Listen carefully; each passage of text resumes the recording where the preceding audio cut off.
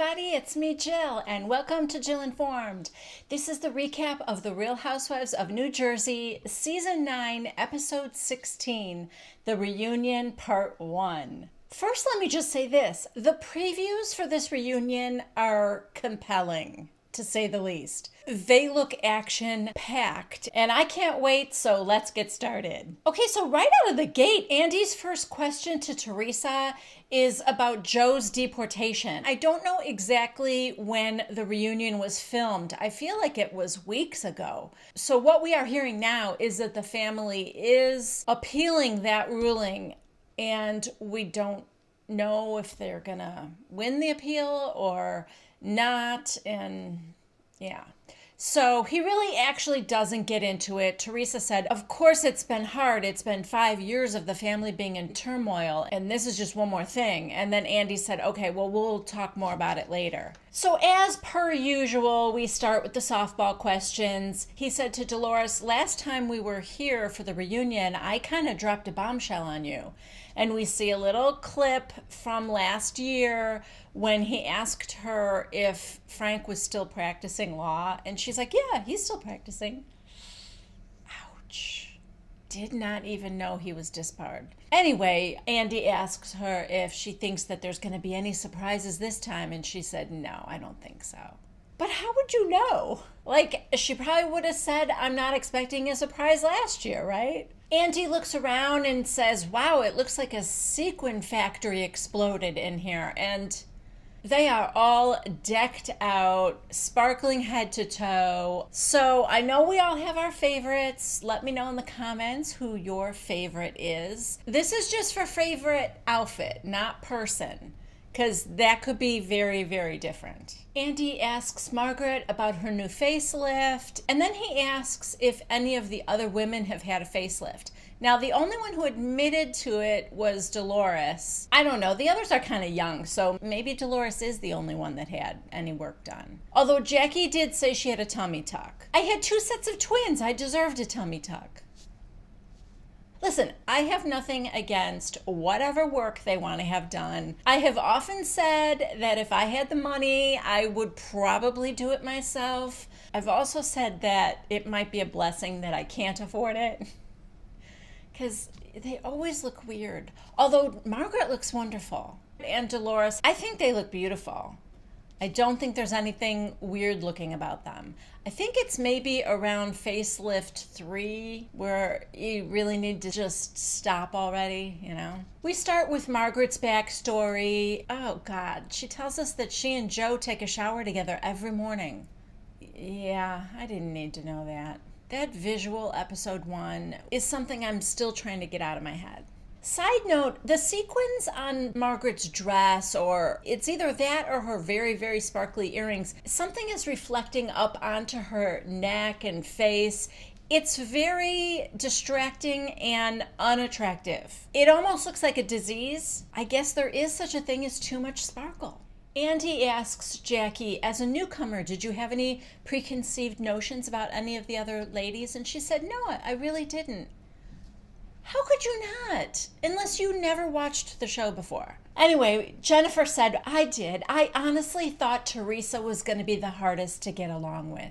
Then we get our first split screen of the night when Jennifer and Margaret are going at it over the Oklahoma thing, because Jennifer again talked about how happy she was to be on the show and she had never been asked on a girls' trip before. Of course, I was hoping it wouldn't be Oklahoma. What is wrong with you? So Margaret, again, was very offended for her friend Polly, and they were kind of going at that again. Jennifer's like, we had to play Russian roulette for the rooms. I just don't think it's normal when you're on vacation to be out in a trailer where it takes the cops 45 minutes to find your body. And Margaret's like, what's normal to you? Being catered to every minute? And Jennifer's like, yeah, maybe that is my normal. Yeah, of course it is. And we all know this by now. The question of kids comes up, and Andy asks probably the dumbest question of the day. Who here is the most lenient with their kids? Really, Andy? So Jennifer gives a sheepish little hand. Probably me. The thing that bothers me about it is Jennifer likes that about herself. I don't think in any way she thinks that that needs to change. We then find out that both Jennifer and Jackie's kids love the cameras, and Jackie said whenever she's filming and the kids aren't there, they're mad. They want to be in every scene. Jennifer said the same thing about her kids. And Melissa said, really? My kids run for the hills. And Teresa goes, yeah, mine too. Well, except for Melania. Next, we get Dolores's backstory, and I'm a little disappointed to find out that she has not moved. With her little blurb at the end of the finale and her saying, I'm moving out and I don't know where I'm going to go or who I'm going to live with, but, I'm doing me right now. I was so proud of her. I really was. I thought, yes, you do it, girl. Only to find out now that she hasn't done anything. She still lives in the house with Frank. The difference is that now she sees David like every day because Frank is building a new house for David. She doesn't know if she's going to move in with David when the house is finished because according to Dolores, that would require a commitment on David's part. Andy's like, so you won't move in without a ring? And she said yes. So we'll see. We do see another picture of her and David in Italy together. And so I guess that was like our proof that they really are still dating. I don't know. She is awfully close with Frank Sr. We get a viewer question. Somebody thought that Melissa let Dolores off the hook too easily when she called her Little Miss Perfect at Margaret's brunch. And Melissa said, yeah, well, you know what? I've learned to just not sweat the small stuff. But I do know that that's what she really thinks of me because she has let me know that in conversations and the way she behaves. So Andy looks at Dolores and he said, Dolores, do you like Melissa? There's an awkward pause. And then she said, I do. Yeah, I like her. Okay. So Andy goes, just admit it. You hate her. And there is an even longer awkward pause before Dolores says, no, I don't. I just like to say stuff. I like to bust her chops. I like to bust her balls. Everybody in Jersey is busting chops and busting balls. There's another viewer question that says, Jennifer, I think you're kind of a mess when you drink, so maybe you should stop drinking. Jennifer's like, I agree. Disagree? You bite your tongue, Betty from Durham. Do not try to take Tequila Jen away from me. She was the best part of the season. Next, we get a montage of Tequila Jen's best moments, and it just gives me life. Andy then asks Jennifer what she thought of Margaret when at the beginning when she first met her. And Jennifer said, well, I didn't like how she got together with her husband. She was so very open about it, and to me, that's taboo. It's just not something you put on blast. And Margaret said, well, it happened. That's how it happened. I'm just being honest. And Jennifer said, why didn't you get divorced first? That's pretty much how I feel about cheating. I suppose falling in love with somebody else can happen. I mean, I don't know firsthand, but I suppose that can happen. But if it does, then end things with your current relationship first. That just seems the more honorable thing to do, I guess, in my opinion. But get this, you guys. So what we find out is that Margaret and Joe were together for about 1.5 years before she got divorced from Jan. 1.5 years. I don't like that. I'm sorry. You knew you were falling in love with somebody else. I honestly think she and Joe Benigno are perfect for one another. I think they make a great couple, and maybe they're soulmates, but no, you should not have been with him for 1.5 years before divorcing your husband. I don't like that. Oh, but that is not where the revelations end, boys and girls, because next we find out that Jennifer's mother told her brother that if he wants to sleep around, do it with American girls until you're ready to marry, and then marry a Turkish girl. Apparently she said that on the bus on the way to the vineyard that time, but it didn't make it on the air. At least I didn't hear that. And Dolores Did not like that at the time she said it. This is the part of Dolores that I like. The Dolores that doesn't care whose team you're on, but she will call you out no matter what. The Dolores I don't like is the one that will defend you right or wrong. But in this case, she said, oh, that's not right, Jennifer. And so I guess Jennifer's whole point is, hey, don't kill the messenger. It was my mother that said it, not me. But yeah, nice. Here's what I'm thinking. Jennifer's mother knows that Jennifer is an American girl, right? Born in like Brooklyn or something. It's a little diss of your own daughter there. Anyway, we are not done with Margaret and Jennifer yet, because then Jennifer says that, I don't care. She thinks that Marge Sr. is a homewrecker and she's not going to defend her just because she's somebody's mother. And Margaret's, of course, angry about that. We get into the monkey's asshole thing again, and Margaret goes into a lot more detail about why she thought that Jennifer's lips looked like a monkey's asshole. And let me just say, I'd rather not know the whole story behind it. It basically just made the comment 100 times worse. Oh, we talk about the strong necklace that the ladies gave Teresa. Margaret said, yeah, and then when she called it ugly, you didn't say a word. And Teresa's like, well, because I knew she was mad. And Margaret's like, who cares? Again, Dolores is like, yeah, you should have said something, Teresa. You should have stopped her from saying that. And then Dolores turns to Jennifer and said, why didn't you tell her your brother was a jeweler when she asked you if you wanted to chip in on the necklace? And I'm not buying this. I didn't buy it the first time. I'm still not buying it. Jennifer says, I didn't know it was real jewelry. Then she says, why would I go in on that? It would be like if they asked me to go in on a Botox card. Why would I do that? And, what she's trying to say is because my husband is a plastic surgeon, so why would I help buy a Botox card from some other place for someone? Same deal with my brother has a jewelry store, so why would I pitch in on jewelry that was bought somewhere else? That's the point she was trying to make. But here's why it doesn't make sense. Number one, 6 ladies or 5 ladies of your financial means do not all need to chip in on a piece of costume jewelry.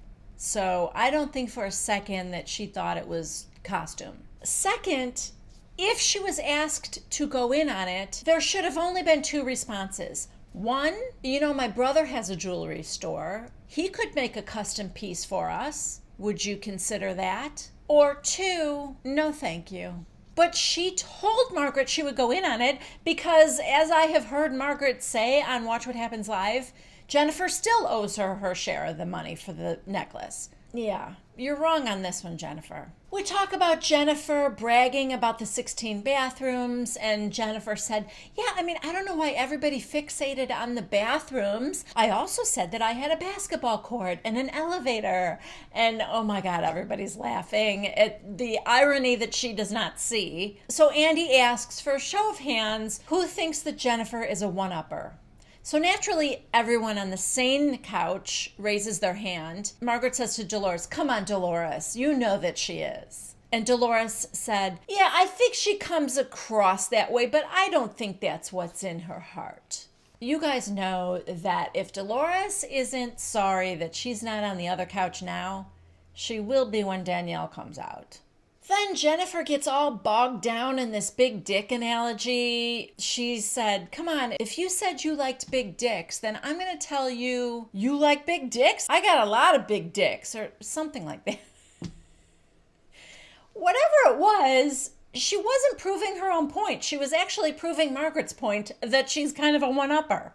There's a viewer comment for Jackie saying that with her articles, she's kind of like Carrie Bradshaw from Sex and the City, and then asking Jackie, which characters are the other women? So Jackie said that Margaret was a Samantha to her, and that she thinks she is a Carrie because of her writing, but also Miranda because she's a lawyer. And then she said that Melissa, she thinks, is the leader of the group, and that she is also a Carrie. Now, she didn't even attempt to say what the women on the other couch were, but the faces and the eye rolling that are coming from Teresa, hilarious. And Andy sees it because he said to Teresa, "Do you think that Jackie's like a Carrie Bradshaw?" And Teresa's like, "No comment." Anyway, Andy then asks Jackie, "Besides Melissa, who here do you hang out with?" And she said, "Margaret." I'm kind of with Teresa on this one because Teresa's like, "Oh, come on, Andy, what did you think she was going to say?" And he goes, "Well, I don't know." And she said, "Look what couch she's sitting on." And he said, "Well, I want to hear the answer." Oh, when she mentioned, "Look what couch she's on," Melissa said, "Oh, what, do we have a problem?" Because Melissa and Teresa are on opposite couches. Teresa goes, "No, I think you should be on this couch." No, she shouldn't. Melissa does not belong on that couch. Anyway, we finish up with Jackie by talking about her reconciling with her sister, which I guess is going well. They saw each other several times over the summer, and also a little bit about her eating disorder and her opening up about that. Side note, are we really still putting 1,000 bedazzled bobby pins in the side of someone's head? This is like the classic reunion look at Bravo. I think it was like almost a year ago at the reunion for Beverly Hills. We started with Dorit doing it. In fact, if you click right here, you can see my version of that look. And then was it Tamara that had it done? And now Jackie. I don't get it. Anyway, Andy said, "And Dolores, I was surprised to hear that you also had an eating disorder." And she said, "Yeah, I didn't really know I did, but her mom was very upset and like kind of sat her down and talked to her. And she said, my family made me take a drug test, which of course came out clean, but then it was just like, you need to start eating." And so she realized it was hurting her mom, and her family was worried about her. So she did. She started eating more again. But yeah, it's so insidious, isn't it? That disease. We were just talking about Lisa Rinna's daughter, Amelia, having it. And even though at the core of it, I do believe it is a need for control and power within yourself, you can't deny like the societal role in this either. What we expect women, young women, all women to look like. Something's got to be done somewhere. Change has to start, you know? So then Andy asks Jackie where she went to law school, and she said she went to Fordham, and he said, "So you actually practiced?" And she said, "Yeah, from 2001 to 2008, she practiced law." And then she got into writing, and then she worked for a newspaper and wrote her own column for the newspaper. And Teresa, under her breath, grumbles, "Yeah, she likes to write about other people when she goes into their houses." And Jackie said, "I do, yeah. I like to write about things that inspire me." Jackie also mentioned her disabled brother again, and she and her sister, even though they didn't have a good relationship with each other, both of them were very close to her brother. And then Andy asked her what, if anything, having a learning disabled brother has taught her in life. And she said, "I think it taught me to stand up for people against bullying." And Jennifer goes, "Are you saying she's a bully?" Meaning Teresa. And I love that Jackie was keeping her cool here. Jackie said, "No, I'm saying I won't let people be bullied." Then Teresa, "You weren't bullying her, right? By writing that article?" And Jackie goes, "You think that's bullying? You didn't even read it." "Yes, I did." "You didn't read it." "I did." "You think you know me so well." Now we get the split screen again. They're going at each other. Jackie goes, "I don't want to know you. You're not my kind of people." "You're not my kind of people either." "You don't talk to your sister. I don't want to know people like you." Then Teresa calls her a stalker, and she pulls out the picture. I think we probably have all seen it on Instagram or somewhere else online, of Jackie going to a book signing of Teresa's back in the day. I think it was maybe her first cookbook or something. And Jackie was there with her kids, and they took a picture together. Now, Andy shows the picture, and, you know, super sleuth that I am, that picture was from, it says today at like 10 something in the morning. And then if you look at the current time, it's like 1:48 p.m. So she literally just took that picture for the reunion. You know she did. Or had it sent to her phone or something just for this reunion, planned so that she could show it. Oh God, it's just so funny. So anyway, Teresa's like, she's a stalker. And Jackie goes, I never saw you again after that day. So I don't know what you consider a stalker. You're a stalker. So Jackie goes, okay, Mrs. Merriam-Webster, why don't you tell me the definition of a stalker? Side note. Oh my God, you guys. You know that Teresa thinks that Merriam-Webster is a woman, right? She's probably going to Google her after the show. Oh God. Then Teresa just accuses Jackie of being like an excited fan when she first started on the show. She said, yeah, she came up to me and said, oh my God, I'm such a fan of yours. This is so exciting. And then Melissa said, yeah, Jennifer did the same thing on day one of filming. And Jennifer's like, yeah, I'll own it. I said I was happy to be here. I love Jennifer. You guys, I have a love-hate relationship with her, but really, I mean, she brings the entertainment factor big time, and I'm all for it. Anyway, Jackie thinks that Teresa is threatened by her, and Teresa's like, not at all, baby. And Jackie's like, you're not going to win a war of words with me. Now Dolores steps in to defend Teresa, which I wish she wouldn't do, but I'm not going to lie, Teresa needed the help. Now, I mean, they're both yelling at each other. And then, oh God, then Teresa says to Jackie, are you hungry? Did you eat today? Everybody shuts up and gets quiet.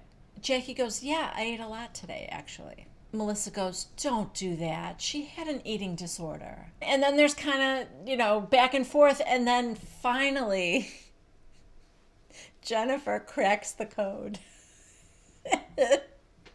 And she said, I think she meant thirsty. And she did. Oh my God. Andy Cohen is laughing so hard. And he's like, you should have said, did you drink anything today? Because you're so thirsty. And she's like, yeah, you seem so thirsty. Oh God. Oh, it's almost sweet. You had one line, Teresa. You know she probably practiced it at home. And she blew it. Asked if she was hungry instead of thirsty. Anyway, then Teresa said, thank God you're far away from me. And Jackie goes, oh, why? Or what would happen? I'm just saying, thank God you're sitting far away from me. And Jackie goes, yeah, otherwise why? What would happen, Teresa? So she goes, I'm just saying, because I don't want you near me. Okay, good save. Next, we talk about the can you control your husband conversation. And Dolores is piping up a lot during this. And I do not like Dolores' take on that, as you guys know from the first time we had this go around. I think it's ridiculous to think that Melissa is responsible for Joe seeing his own father. And I also think it's ridiculous that we cannot mention the sanctity of prison. Oh, how dare you mention where Joe Giudice is? Anyway, like I said, Dolores is speaking for Teresa a lot now. And Jackie says to her, I've never seen such a yes man in my whole life. Did you watch last season with Siggy? All she did was defend Siggy. Now Melissa and Teresa are getting into it because I think there was a viewer comment about Melissa. Why didn't Melissa stand up for Teresa when Jackie made that comment, knowing that it would hurt Teresa? And Melissa said, hey, she was defending me. Teresa was coming after me. So I'm not going to turn around and defend Teresa. Then Melissa says, Teresa is threatened by people who can think and reason rationally. Teresa, oh, and I can't? Obviously. Melissa goes, no, this isn't rational what you're doing right now. So then Teresa's like, I'm not speaking to her. Don't talk to me. And Melissa goes, thank you, Jesus. Then Dolores says something in defense of Teresa, of course. And Melissa said, she's always talking about family. Oh, I love family. Family sticks together. And then, boom! As soon as you sit down next to her, you respect your family or you get no family. So Jackie goes, yeah, but the world revolves around her, so. And Teresa goes, yeah, it does right now, bitch, because my husband's not here. You cold-hearted bitch. That's why you don't talk to your sister. Jackie's like, just stop. I'm not on the Teresa show right now. Teresa, yeah, you are. You're on the Teresa show. Jackie, no, I'm not. I'm not on the Teresa show. You know, you kind of are on the Teresa show. That's the whole disappointing part of all of this, is that I think we're all watching the Teresa show. And it's not going to get any better. Not with her husband being released from prison and then possibly being deported. And will she stay with him? Won't she? I mean, I'm sorry, but Teresa has secured herself as Queen Bee for at least one more season. I don't think she's going anywhere, and I think we are all just along for the ride. Anyway, somehow we get to her not writing her own book. Teresa, I think, brings up the subject of, I'm a book author or something. And Jackie goes, yeah, but you didn't write your book. Teresa's like, are you kidding me? And Jackie goes, no, you didn't. In fact, I met your ghostwriter at Melania's party. Oh my God. And she said, you didn't write a word of it. And then Teresa must have liked the reaction she got from the cold-hearted bitch comment the first 2 times, because she brings that out one more time while grabbing, I think it's the cue cards from Andy Cohen's hands. And it looks like she's just about to wing them straight at Jackie's head when this episode ends. Yes. Namaste. Oh my God, you guys. How can this only be a 2-part reunion? Because next Wednesday is part 2, and then the following Wednesday is when Real Housewives of New York starts. So unless it's going to be on at a different time or a different day, I think we only have 2 parts to this reunion. I don't know, because this hour went by fast, and next week we bring out the guys and Danielle Staub. So you know the fireworks are going to be flying next week. I don't know. I think we could have gotten a 3rd part for sure. But I don't know. I guess we'll see. All right. Thank you so much for joining me. I hope you enjoyed it as much as I did. Please give this video a thumbs up if you liked it. Go ahead and subscribe to Jill Informed if you haven't yet done so. And don't forget to leave a comment. Who was the best dressed?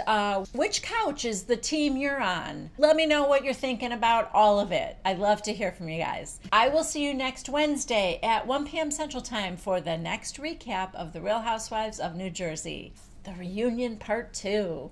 I can't wait. Okay, bye-bye, guys.